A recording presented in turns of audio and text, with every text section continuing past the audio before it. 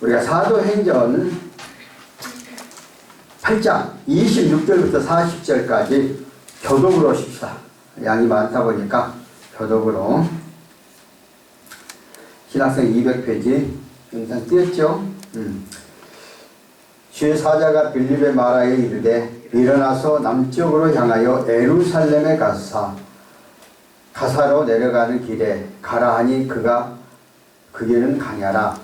일어나가서 그분이 에디오피아 사람 곧 에디오피아 여왕 감각의 모든 국고를 맡은 관리인 네시가 예배하러 예루살렘에 왔다가 돌아가는데 수레를 타고 선지자 이사야 글을 읽더라. 성령이 빌립더러 이르시되 이 수레로 가까이 가라 하시거늘 빌립이 달려가서 선지자 이사야의 글 읽는 것을 듣고 말하되 읽는 것을 깨닫느냐?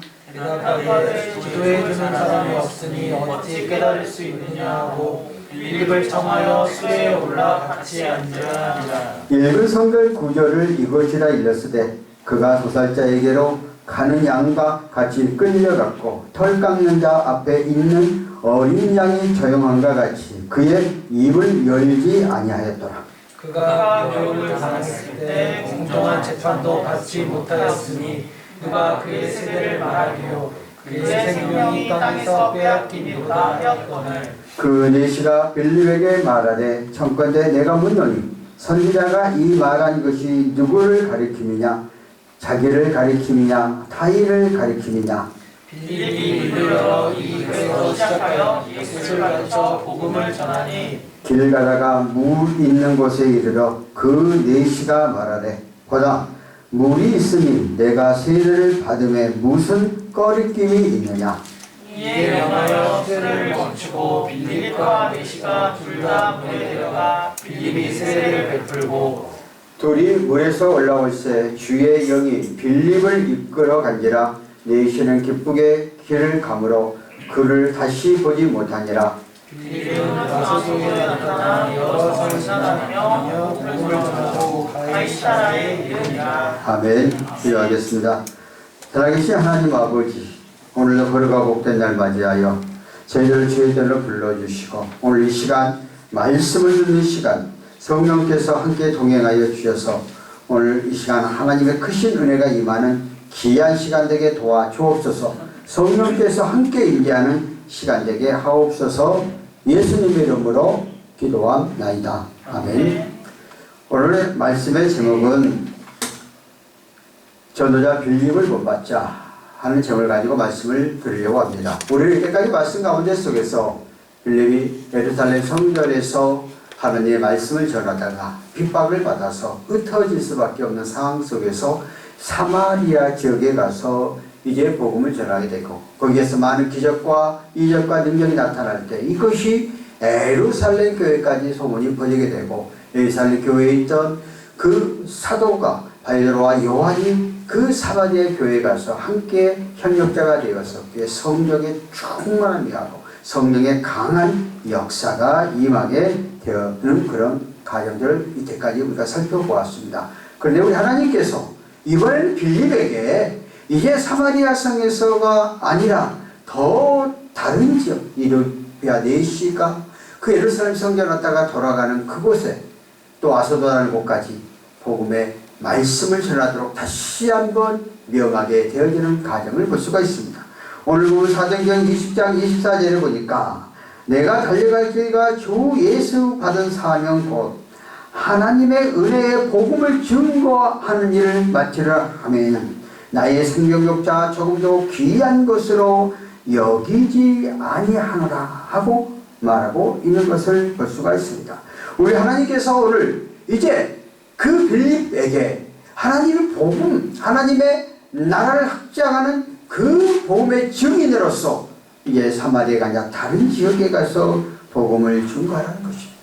대부의 많은 사람 같은 경우에는 어느 한 지역에서 어떤 역사를 일으키면은 그곳에 남아서 그것을 안주하고 그곳에서 편안한 삶을 영위하려고 하는 것이 사람이 갖고 있는 보편적인 생각이고 보편적인 사고입니다. 그런데 내가 어떠한 것들을 해놓으면은 안주해버리려고 하는 것입니다. 그런데 우리 하나님께서는 예루살렘에서 사마리아로 가서 또 그곳에서 또 다른 곳으로 가라. 이렇게 명하게 하는 것을 볼 수 있습니다. 계속 사도행전 8장 26절에 보니까 주의 사자가 빌립에게 명하여 이르시되 일어나 남쪽을 향하여 에루살렘에서 가사로 내려가는 길에 가라 하니 그가 그 길은 강야라 하고 말하고 있는 것을 볼 수가 있습니다. 오늘 빌립은 주의 사자, 하나님의 말씀이라면, 하나님의 명령이라면 인간의 생각과 인간의 사고로 판단하지 아니하고 강야라니까 얼마나 험악한, 우리가 생각해보면 맹하는 건 아니겠어요? 인간적인 생각으로는 조금 한마디에서 안정을 찾으려고 하는데 또 떠나가는 거예요. 그런데 오늘 빌립은 하나님의 말씀 안에 전적으로 순종하여 나아가게 되어지는 것을 볼 수가 있습니다. 빌립은 무조건적으로 하나님의 말씀 안에, 그러니까 창조주 하나님, 나의 주인 되신 하나님, 그 분이 명하시면 무엇이든지 다 갈 수 있는 그런 삶 가운데 속에서 나아가게 되어졌다 하는 것을 볼 수가 있습니다. 빌립은 이렇게 하나님께서 그를 하나님의 도구로 쓰신다는 사실에 대한 확실함을 갖고 하나님이 말씀하신 것이면 온 앞뒤 가리지 아니하고 그 말씀 안에 순종해 갔다 하는 사실에 대해서 우리는 기억을 해야 됩니다.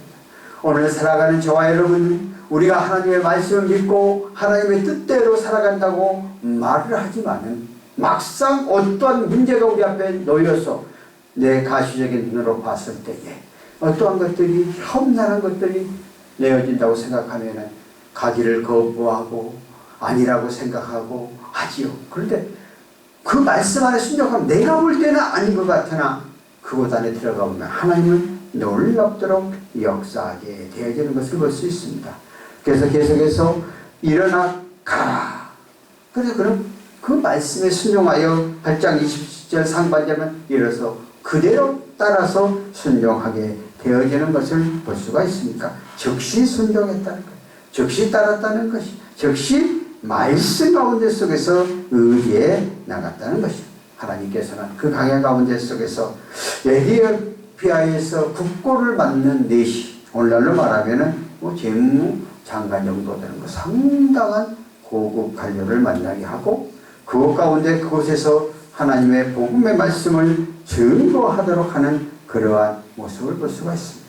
우리는 하나님의 뜻과 사람의 뜻은 우리 인간의 생각으로 판단해서는 안 됩니다. 하나님은 미래와 앞날을 미리 예정해 놓고 우리로 하여금 때로는 내 생각과 내 방법과 내 사고를 벌어놔서 때로는 우리에게 요구할 때가 있어요. 특별히 여러분들은 이제 그 공무원으로서 언제든지 국가에서 또 발령을 나면 가야 돼요. 때로는 내가 원치 않은데 발령이 날 때도 있어요. 그럴 때마다 마음속 속상해하고 왜 내가 하필이면 그럴까?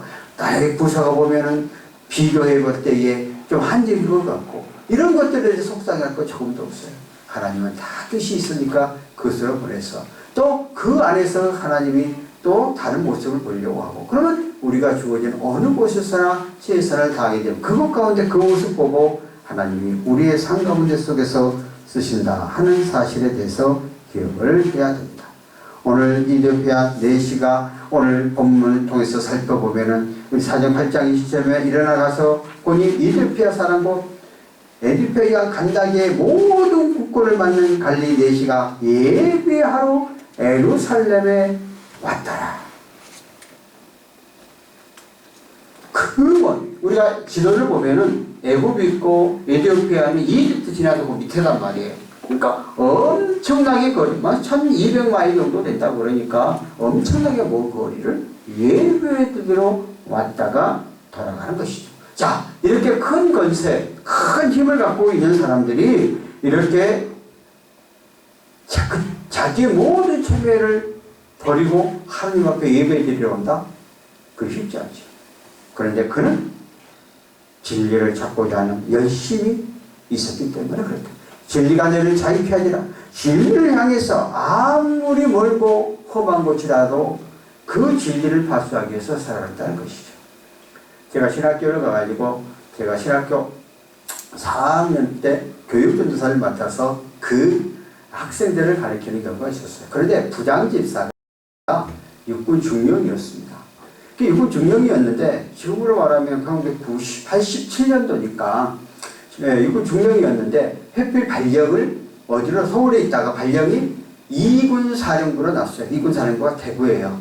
그래서 주일학교에 아침에 보통 9시에 예배를 드리지 않습니까? 그러면 부장이 그걸 참석을 해야 되는데 그분이 이제 군 사령이라고 있어요. 돌아가면서 일찍을 서게 돼 있단 말이에요. 그 일찍을 서기면 그 이수 지역을 벗어나면 안 돼요. 그런데도 불구하고 그분이 주일학교를 짓기 위해서 그 사령으로 했다 할지라 새벽에 일찍 첫 차 타고 KTX 타고 이제 그때 KTX 없던 새마을호죠. 타고 이제 서울에 와서 예배를 마치고 또 바로 마치자마자 바로 타고 그 대구로 가요. 근데 놀라운 것은 그 언제든지 차를 타러 가면은 딱 그 차가 예배를 한다는 거예요. 이제 우리가 지금은 그러지 않지만 그때 당시만 해도 언제든지 그 차들은 꼭 두 칸은 비워놓는다고 그럽니다. 왜냐하면 급한 공무를 원산을 가도록 하기 위해서 그렇게 그 신앙을 쉽지 않거든요. 이수지역을 이탈했다는 게 고발되고 무슨 사건이 벌어지면 어떻게 돼요? 책임은 누가 져요? 그 사람이 지는 거예요. 그런데도 불구하고 하나님의 말씀을 지키고 또 주일학생들에게 부장으로서 책임 의무를 다하기 위해서 오늘 그 모습을 보고 정말 제가 감동을 받았죠. 정말 우리 같았으면 그렇게 할 수 있을까? 자기를 앞으로 진급도 해야 될 그런 문제. 그런데도 불구하고 과감히 하나님의 영광을 위해서 그러한 일을 하는 것을 볼 수가 있습니다. 그래서 오늘 그 이디오피아 내시의 신앙은 그는 첫 번째 진리를 찾고자 하는 열심히 그 안에 있었기 때문에 큰 월거리까지 왔다는 거예요. 며칠 전에 우리 총회 안에 정경총회장님 한 분이 계시는데 그분과 대화를 하면서 우리가 코로나 상황이 벌어진 데는 불구하고 작년에는 훨씬 더 헌금이 많이 들어갔다는 거예요. 본인은 주의를 빼놓지를 않았다는 거예요. 우리가 교회에 예배 못 드리게 여러 가지 통제를 했지 않습니까? 그러니까 그거를 7부, 8부, 9부까지 쪼개가지고 예배를 둘만큼 들어오고 못 들어온 사람은 차를 전부 갖고 오라 해가지고 교회 그 앞에 그 학교를 빌려서 이제 주차를 빌려야 되거든요. 전부 들어오라 해놓고 거기서 들을 수 있도록 이렇게 했다는 거예요. 그러니까 주인에 대해서는 우리가 철저하게 지켜야 된다 하고 그런 메시지를 갖고 했더니 더 물론 코로나로 인해서 한 10%에서 20% 정도 아예 안 나오는데 그래도 헌금은 훨씬 많이 나왔잖아요. 그렇게 하니까 그러면서 그런 말씀을 하더라고요. 저 멀리 지방에 있는 사업을 하시는 분이 있는데 주일날 지키기 위해서 계속 올라오면서 11조도 최고 많이 한다는 거예요. 그러면서 그런 믿음의 사람이 있다고 자랑을 하더라고요. 그건 뭐예요? 정말 그 열심 하나님의 말씀 안에 붙잡힌 바 되어서 그 해나갈 때 오늘 이 대표가 간다기에는 그러한 열심을 갖고 있었다는 거예요. 오늘 우리는 진리가 너희를 자유케 하리라. 진리는 예수 그리스도를 위해 우리의 참된 자유, 죄와 사망의 허물에 벗어나서 참된 자유를 얻게 된다는 거 있잖아요. 그 진리를 알게 되어지면 우리의 가운데 열심을 가지고 하나님 일을 해나가야 된다. 두 번째는 진리보다는 분명히 알고자 하는 열심이 있었다는 거예요. 사도행 8장 20절에 보면 돌아가는 데 수리를 타고 선지자 이사야 글을 읽더라. 진리를 알았으니 그 진리가 무엇인가를 알고자 하는 그 열정, 그 진리는 어디에 나올까요? 성경 안에 답이 있다 하는 것입니다. 그러니까 그가 이사야서 말씀인 성경을 읽게 되어지는 것을 볼 수 있습니다. 제가 한 주간 동안 책을 읽고 가운데 속에서 이 소명이라는 이 책을 한 권 읽었어요. 이분 어떤 분이 있냐면은 이행자 권사님이신데 이원종 보면은 여기 보시면 서울시장 21대 서울시장 그 다음에 충북도지사 26대 간선과 30대 31대 민선 2016년 대통령 비서실장 했던 부인이에요. 물론 내 앞에 석자교수로 와 계셔서 저와 교제하면서 본인이 먼저 인생은 멋대로 그려라 이 책을 썼어요. 그래서 내가 이 책을 먼저 나한테 줘서 읽어보고 내가 감동을 받고 이 권사님이 책을 썼다고 그래서 내가 억지로 이 책을 하나 달라고 그랬어요. 그래서 내가 이 책을 읽어보면서 이분들은 예수를 빨리 믿은 게 아니에요. 언제 믿었냐면은 2004년도인가요? 우리 서울 그 다리가 무너졌잖아, 다리. 무슨 대교? 성수대교가 무너졌어요. 그때 서울시장이었어요. 근데 서울시장이 간지 1년도 안 됐어요. 그러니까 얼마나 온대한 꿈을 가지고 그때 52살에 서울시장이 됐으니까 뭐 대단히 민선 때예요. 됐으니까. 그런데 그게 무너져 버린 거예요. 그리고 그 학생들이 30명이 죽었잖아요. 그런데 이 권사님이 그때는 예수를 안 믿었어요. 늘 굿하고 무당을 찾아가고 그러는데 딸이 대학교 다니면서 먼저 어머니에게 계속 교회를 들으라고 그래가지고 교회를 몇 번 갔대요.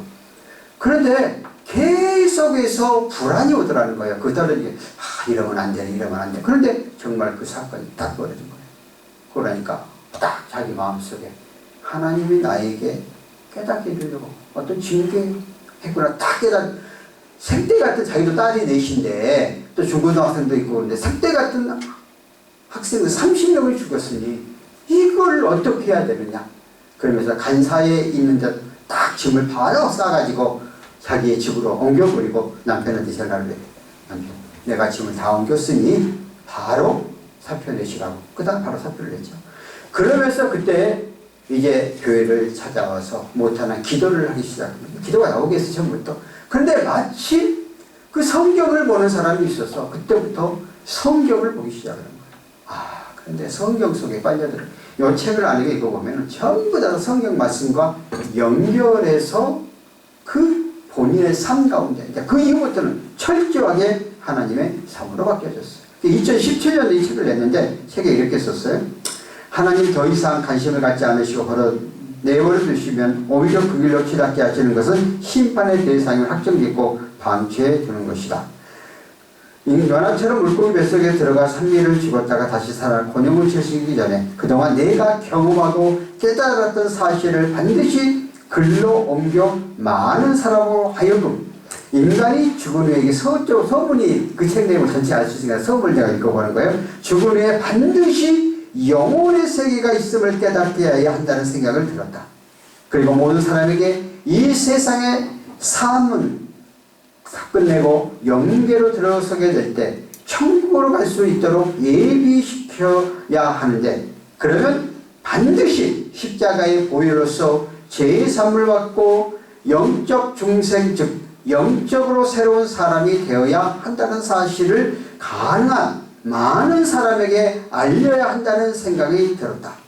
영적으로 새로운 사람이 되는 것이야말로 세상 끝난 날에 주님을 배울 수 있게 흰옷을 준비하는 것이요 천국에 들어갈 수 있는 새로운 피조물로 거듭나는 영혼의 안성을 말하는 것이라 생각한다. 좀 밑에 가서 그렇다면 모두가 천국에 가고 싶지 지옥을 오라는 사람은 아무도 없을 것이다. 하지만 천국은 영적으로 거듭남이 있어야만 들어갈 수 있다. 이러한 사실을 온 세상 사람들에게 알려야 하는 것이 나의 소명임을 깨달을 때 나는 더 이상 이에 대한 기록을 피할 수가 없었다. 만일 내가 이 글을 끝까지 거부한다면 전부 하늘 아버지의 뜻과 독생자 예수님의 당하신 십자가상의 고통을 무의미하게 낭비하는 것이거나 부인하는 부작임이 되는 것이고 성령 해방죄를 저지르게 되는 것이라고 생각이 들었기 때문이라. 자, 이 책을 저술하면서 그렇게 썼어요. 내가 감동받은 것은 십자가의 영원한 천국에 대한 확고함의 고백이었어요. 오늘 대부분의 많은 사람들이 가지고 있어도 자기의 삶 가운데 속에서 어떤 일과 어떤 일 하나님께서 응답해 주시고 삶 가운데 속에서 어떤 일을 해결하고 이런 것을 쓰지 천국까지 연결을 안 해요. 대부분 이 삶 속에서 축복받고 삶 속에서 하나님께서 어떻게 내 삶 가운데 역사했는가 하는 것을 쓰지 이거는 천국에 대한 확고함과 연결해서 확고한 것을 갖고 있더라고요. 근데 그 앞전에 이전에 설교할 때 오늘날 한국교회 목사님의 설교의 내 세간의 설교 우리는 이 땅에서 뿐만 아니라 영원한 하나님의 나라까지도 함께 연결해서 가야 되는데 이 땅에서만 잘 먹고 잘 살려는 이런 믿음관을 더 한 걸음 더 영의 하나님의 나라까지 연결해야 된다는 내 설교를 했을 거예요. 그런데 이분의 이 책을 읽어보니까 철저하게 내 세간에 대해서 확고함을 갖는 거예요. 그러니까 이 땅에서 삶 가운데 속에서 그 삶이 어떻게 살아가요?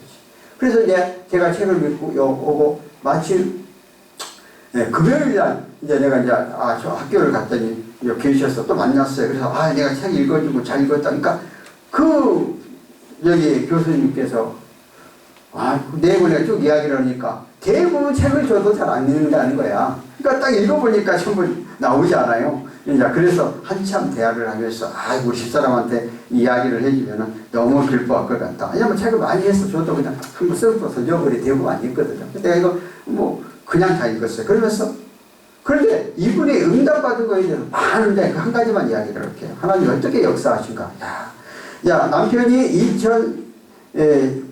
1998 6월 14일 치러진 지방선거에 출마하여 75대 25대 압도적 표차로 제3대 충북도지사가 당선되었다.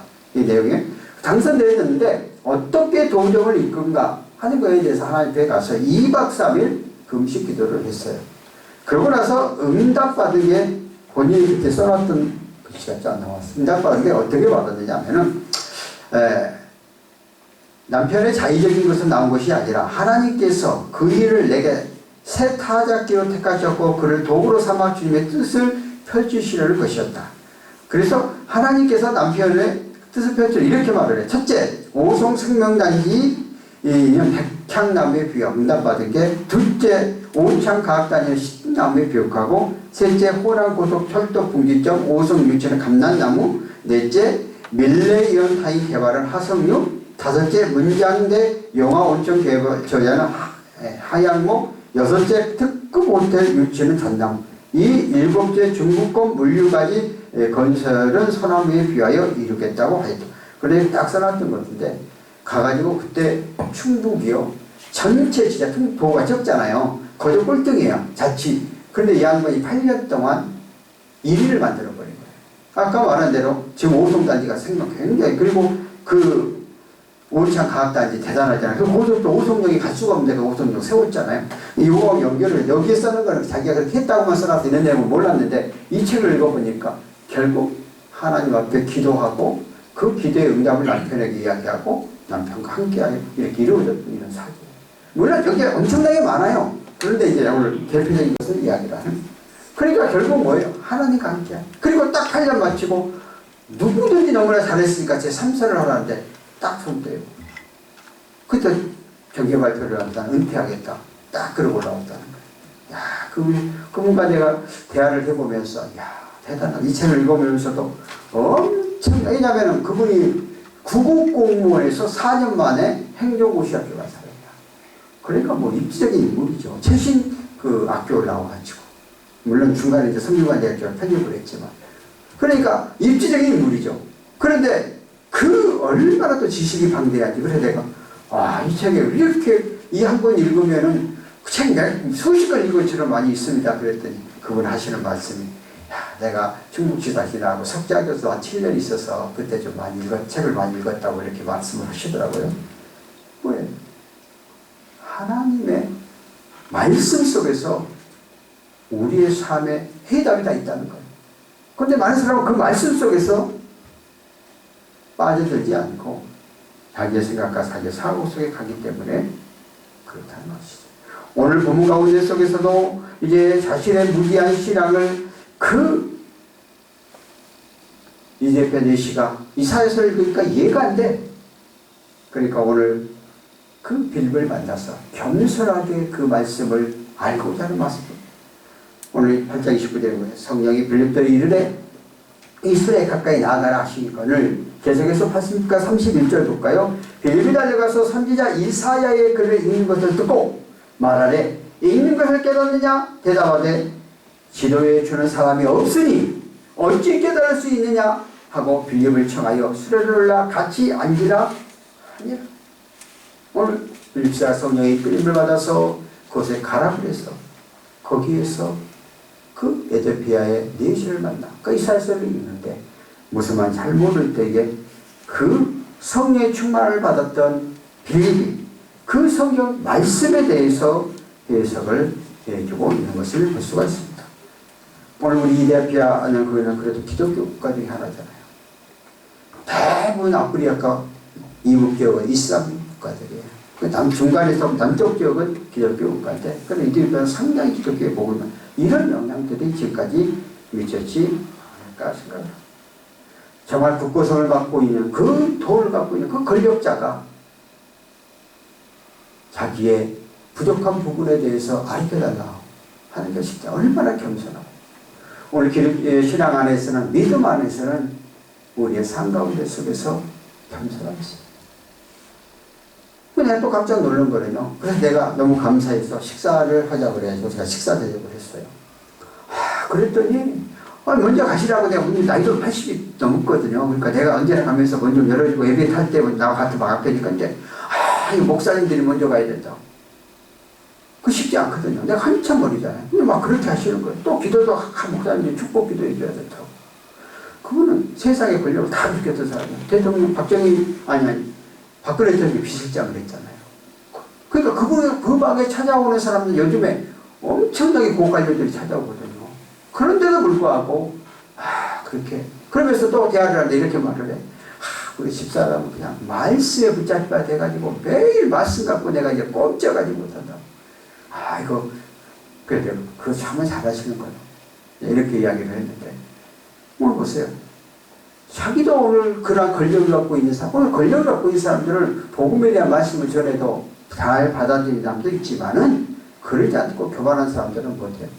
그냥 나도 하찮게 여기고 그냥 무시해버리고 그런데 오늘 본문에서도 그 말씀을 사모하는 그가 이사야 선지자의 그 말씀을 이해하고 받아들이려고 오늘 빌립사에게 청원하고 있는 것을 볼 수가 있습니다. 자, 이사야서 53장 7절 8절을 그대로 이용해서 사도행전 8장 32절 33절에 읽는 성경 구절은 이것이니 일러스되 그가 대살장에서 가는 양과 같이 끌려갔고 털 깎는 자 앞에 있는 어린 양이 조용한 것 같이 그의 입을 열지 아니하였더라. 그가 굴욕을 당할 때에 공정한 재판을 받지 못하였으나 누가 그의 셋대를 말하리요 그의 생명을 땅에서 빼앗을 길이로다 하였거라. 이사야서 53장. 예수님이 고난, 장차 예수 그리스도가 우리의 구세주로 오실 것에 대한 고난당한 예수 그리스도에 대해서 이사야 선지자는 애언되어지고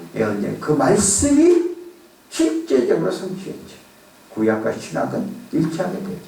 구약은 우리가 다 아다시피 BC 1400년경 상세부터 시작해갖고 말라기서 BC 500년까지 그 기록이에요. 신약성경은 AD 100년경이에요. 그런데 이미 예수님이 오시기 훨씬 이전에 이사야를 통해서 장차 오시고 그래서 성경은 모든 것이 짝이 있다고 그렇게 말을 해요. 이 시대적인 우선 1500년이라는 차가 존재하는데도 불구하고 한 50여 명의 저자가 있어요. 그런데 구약과 신약은 전부 짝을 있어요. 우리가 이미 앞에서 배웠던 것처럼 베드로나 스테반 집사나 빌립 집사가 설교할 때로 전부 구약 성경을 이용했잖아요. 그래서 성경은 하나님의 감동으로 기록된 하나님의 영감으로 기록된 말씀이라고 그렇게 말하죠. 그것은 뭐냐? 50명의 저자가 있고 그런 세월의 역사의 차이가 있는데도 불구하고 성령께서 각 저자들의 마음속에 들어가서 글을 쓰지만은 성령께서 그 생각나도록 해서 쓰게 만드니까 그 1500년의 차이가 있어요. 이 말씀이 연결한다는 거예요. 세상에서 우리가 공부를 하면은 똑같은 역사를 가르쳐도요. 유치부, 초등학교, 중학교, 고등학교, 대학교, 대학은 강의의 방향이 다르고요. 내용이 달라요. 넘나리가 달라요. 근데 성경은 66권 하나의 말씀이기 때문에 유치원에서부터 시작해서 아무리 석박사를 공부한 사람 동일한 성경의 66권 말씀을 가지고 우리가 보고 있습니다. 또 동일한 문장을 가지고 설교를 해도 설교자의 똑같이 설교하지는 않습니다. 왜? 하나님께 감동으로 기록된 말씀이기 때문에 유치원이나 대학생이나 성령께서 나에게 임재하면 이 말씀이 나로 하여금 각자 깨닫게 하고 각자 알게 하고 각자 나에게 주시는 맛이 다르기 때문에 그래서 성경은 바이블 책 중에 책 우리의 삶 가운데 속에서 인생의 삶을 이끌어가는 노종비가 될 수 있다는 거예요. 오늘 이 김영길 경사님은 이 삶 속에서 철저하게 말씀 속에서 깨닫게 되고 말씀과 더불어 하나님의 나라까지 연결해서 삶을 살아가는 이 책을 보면서 오늘 우리는 이 성경 속에 참된 진리가 있죠. 아무리 목사가 설교를 한다 할지라도 목사도 잘못된 방도 갈 수 있어. 그러나 성경은 답이에요. 성경이 아니면은 잘못된 것이에요. 철저하게 성경의 말씀 속에서 우리가 들어가요. 성령께서 감동 주면은요, 성경 말씀 한 절 한 절 읽다도 그 말씀이 내 삶과 내 인생과 내 방향을 바꾸게 되어 있다는 거예요. 계속해서 사도행전 8장 34절과 35절을 볼까요? 그 내시가 빌립에게 말하여 청컨대 내가 묻노니 선지자가 이 말한 것이 누구를 가리키며 자기를 가리키며 타인을 가리키며 빌립 입을 열어 이 글에서 시작하여 예수를 가르쳐 복음을 전합니다. 결국 빌립사가 잘 깨닫지 못하는 결국 지금 당신이 있는 이 사회에서 말씀은 우리를 구원하실 예수 그리스도 우리의 영원한 구세주 주님에 대해서 잘 가르쳐주고 있는 것을 볼 수가 있습니다. 오늘 우리는 우리의 삶 속에서 학교 안에서도 사실 선생이 굉장히 중요하죠. 교사 영향을 학생들 많이 받잖아요. 또 교회 안에서는 하나님의 말씀을 가르치는 목회자를 잘 만나야 된다고 그러죠. 그래서 목회자가 정말 하나님의 말씀을 올바로 가르치고 올바로 진리대로 행하도록 해야 되는 굉장히 중요하다는 거예요. 나도 이 말씀을 증거하면서 나도 목사이기 때문에 내 한 사람이 많이 잘못해서 내 한 사람이 상처를 받으면 영원한 상처를 받게 되는 거예요. 그런데 진리, 말씀 그 자체만을 전하면 성령께서 상대를 책임해 주신다는 거예요. 그래서 그는 네 번째는 믿음대로 행하여 결단을 가졌다는 거예요. 그가 그 말씀을 듣고 그 말씀대로 정말 그대로 받아들였다는 거예요. 오늘 우리들도 말씀 자체를 받고 믿음의 결단이 필요한 그런 삶 속이 되어져야 된다. 계속해서 86장 38절에 길 가다가 물이 있는 곳에 이르러 그거 내시가 말하라. 보라 물이 있으니 내가 세를 받음이 무슨 꺼리낌이 있느냐. 이에 명하여 수레를 멈추고 빌립과 내시 둘 다 물에 내려가 빌립의 세례를 받습니다. 오늘 제자를 통해서 중생의 원리, 권에 대한 확고함과 확정함을 찾게 되어지는 것을 볼 수가 있습니다. 세례를 받는 거 그리 쉽지 않잖아요. 자기의 체면 이면이 있는데 그런데도 불구하고 진리 앞에 그대로 순종하고 그저 오늘 신앙을 때되면 결단력이라고 봐야 돼요. 어떤 일이 하나님의 뜻이라 하나님이 원하는 것이라면 바로 결단하고 가는. 오늘 빌립사도 하나님의 가라면 가고 그냥 그저 많은 믿음의 선지자들이 주님으로부터 인정받았던 사람들은 어떤 삶 가운데 속에서 어떤 일이 지워지면 바로 결단하며 나가게 되었다 하는 것들을 볼 수가 있습니다. 계속해서 39절 8장 39절 둘이서 물에서 올라올새 주의 영이 빌립을 이끌어 가니라. 예수는 기쁨의 길을 가므로 그를 다시 못한다. 주의 성령, 주의 영이 곳에 임하니까. 나는 요즘에 목사 안수를 식을 하면서 느끼는 게 참 많아요. 제가 90년도 목사 안수를 4명이서 받았어요. 우리는 그때 당시에는 지금은 요즘은 이제 뭐 남녀 부부가 같이 안 하지만 그때 당시에는 부부가 순서를 하고요. 같이 이제 안수를 하는데 그때 4명이 받았는데 우리는 정말 눈물바다가 됐거든요. 그 안수 받으면서. 근데 요즘은 안수식을 가도요. 전혀 그런 게 없어요. 그냥 매통매통 하는 거예요. 그 감격이 없는 거야. 나도 이제 수없이 우리 노예에서는 거저 내가 축사 아니면 검연을 많이 한단 말이에요. 그런데 가서 보면 막 열대 넘게 받는데도 그런 애절함이 없어요. 그러면서 물론 뭐 각자 보는 느낌에 따라서 정말 우리는 정말 기도하면서 그 안수받는 것에 대해서 감격하면서 하나님의 일을 어떻게 감당해야 되는가 정말 눈물콧물 흘려가면서 그 안수식을 아주 지금 보면 사진이 보면 다 있거든요. 그렇게 했거든요. 근데 요즘 안수식을 보면 그런 게 없는 거예요. 그 사명의식이 제대로 있는가 없는가 뭐 이런 생각도 내가 해보는데 너무 밋밋한 거야.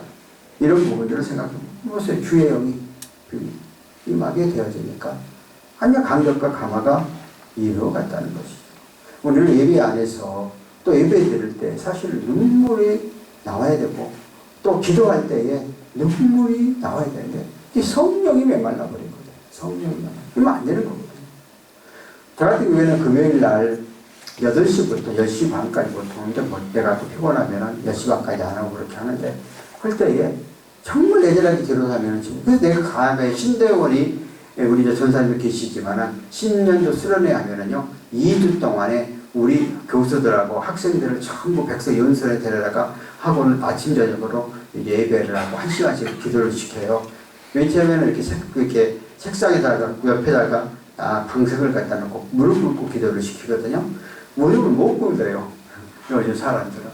나는 그래서 옛날에 우리 백석에 있는 그 강단 여러 분들과 있어서 난 무릎 꿇고 여기서 하거든요. 요즘은 이제 또 의자가 다 편한 의자로 해갖고 무릎을 못 꿇고요, 지금은. 우리는 기도를 할 때 무릎 꿇어야 그 기도하는 그 사위 나오는데 요즘은 이제 웬만한데 그게 무릎 꿇기 안 돼 있다면 의자가 편하게 되니까. 그래서 나는 이제 우리는 원래 처음부터 그런 그 전통적인 그런 기도를 해와서 그런 거예요. 그건 뭐야? 그만치 하나님 앞에 맡기고 의자 의탁한다는 거. 성령이 임하면 삶 속에서 감동. 그리고 나서 그가 아소도와 여러 성에 다니면서 복음을 전하여 가이사랴까지 이르렀다. 그는 어떤 명예를 원치 않는 하나님이 가라면 가는 그런 모습을. 자, 그러면 오늘 전집 집사를 통해서 우리에게 주시는 몇 가지입니다. 첫 번째는 평신도 전도로서 의무감보다는 사명감 가지고 일을 했다는 것. 의무감보다는 사명감. 오늘 여러분이 우리가 경찰관은 민중의 지팡이라고 그러잖아요. 우리가 기독교 모두 한 사람이 변화되면은 많은 시민들을 새롭게 만든다고 그러잖아요. 그러므로 여러분들은 의무감보다는 경찰관 사명감을 갖고 나에게 하나님께서 경찰관이 되어서 많은 대중들을 만나고 많은 사람들을 만나는데 그들에게 이러한 복음의 메시지부터 나에게 평신도 전도자로 파송했다는 그런 사명의식 갖고 하잖아요. 오늘 빌립사는 평신도였어요. 그런데도 불구하고 이러한 사명의식 갖고 행하는 그 모습을 보면서 두 번째는 하나님의 뜻으로 주의 일을 하시사다. 하나님의 뜻이라면 가라면 가고 오라면 오고 했다는 거예요. 세 번째는 끝까지 집사 일하면서 전연한 칭함을 받았다. 우리가 교회 직분을 받으면 그 직분을 통해서 하나님의 영광을 위하여서 하는데 오늘 우리가 직분자들 가운데 특별히 장로님 가운데 속에서 장로님이 3년 동안은 정말 충성을 잘해요. 3년 지나고 나면 이 권력이 돼가지고 아예 그냥 매일 다 목회자와 어제 토요일 날도요 10시부터요 제가 2시까지 어떤 큰 교회에 문제가 생겼어요. 담임 목사님이 부임해간 3개월밖에 언론 목사가 분쟁이 생겼고 장로님 7분이 함께 관계를 보고서를 한 거예요. 그래서 그 사건 때문에 그래서 어제 전사고시 못 간 거예요. 갑자기 불립을 받아가지고 그거 들어보면서 나도 목사니까 할 말은 없지만 정말 안타까운 거예요. 왜? 자기의 직분의 역할을 감당 못한 거다. 근데 빌립사는 집사로서의 전도 역할을 잘 감당했다는 거예요. 시간이 가서 좀 읽을게요. 그 다음에 네 번째는 빌립은 가정 전도자임을 이상적. 가정에 대한 왜 그러냐? 사도행 21장 9절에 이렇게 나왔어. 빌립에게 4딸이 있으니 처녀로 애언한 자가 그렇게 말했거든. 신앙으로 가장 나쁜 것은 나는 믿음생활 잘하는데 자녀들이 신앙생활 올바르지 못하고 격기를 나간다고. 그건 참 아픈 거죠. 이 책 가운데 속에서요. 눈물 뿌려 기도했던 게 있어요. 딸이 넷이었는데 첫째 딸은 교회를 잘 나갔어요. 셋째, 둘째, 셋째, 넷째 3명은 이단에 빠진 거야. 대학교 가가지고. 그래서 뭐라고 안 썼지만 우리가 유명한 대학교 가면 뭐 JBS, 신천 이런 게 있을 거예요. 거기는 뭐 어떤지 모르겠어요. 그래가지고는 아무리 말을 해도 안 듣고 그러다 보니까 때려도 보고 뭐 벤치를 다 했다는 거예요. 안 되더라는 거예요. 그래서 자기를 경청하고 또 다시 기도할 수밖에 없어서 금식 기도하고 말씀하고 계속 그래서 오늘날 딸들이 그런 잘못된 것이라고 깨닫고 스스로 고백해왔다는 거예요. 가정 안에서 자녀를 잘 양육하는 거 너무 중요해요. 근데 자녀, 우리는 직분자들이 또 목사의 자녀들이 오늘날 적을 모시는 자 얼마나 많았어요. 그런데 그렇게 했다는 거예요. 다른 모습이잖아요. 그 다음에 마지막 5번째, 새신자들에게 바른 신앙 고백을 하는 걸 가르치고 자신은 언제나 주님을 영광하고 뒤로 밀려난 집사였다. 새로운 선자들에게 올바른 믿음과 올바른 신앙과 자기의 욕심, 자기를 나타내지 않았다는 것. 아까 앞에 설적으로 이야기했지만 이 정도로 교회를 세우고 이 정도로 많이 확장을 했다면 자기의 의를 얼마든지 나타내냐. 어느 한 곳에 봐도 교회 집사는 그러한 흔적이 없었다는 거예요. 오늘 사랑은 우리에게 직분자로서 앞에 말씀드렸던 메시의 믿음과 신앙들을 본받으면서 우리의 삶 가운데 바른 신앙과 올바른 신앙을 갖고 나가는 우리의 삶들이 되어졌으면 좋겠습니다. 사랑하신 하나님 아버지, 은혜를 감사합니다. 오늘 메시를 통해서 이디오피아 네시가 전도받고 오늘 네시의 믿음과 예수님의 신앙관을 살펴보면서 오늘 또 우리의 삶 가운데 우리 각자에게 맡겨준 믿음의 정절을 지키고 또 인연 맡고 나아가는 충성된 사명자들 다 되게 축복하시고 주님의 크신 은혜가 우리의 삶의 현장 가운데 임하게 도와주옵소서. 예수님의 이름으로 기도합니다. 아멘.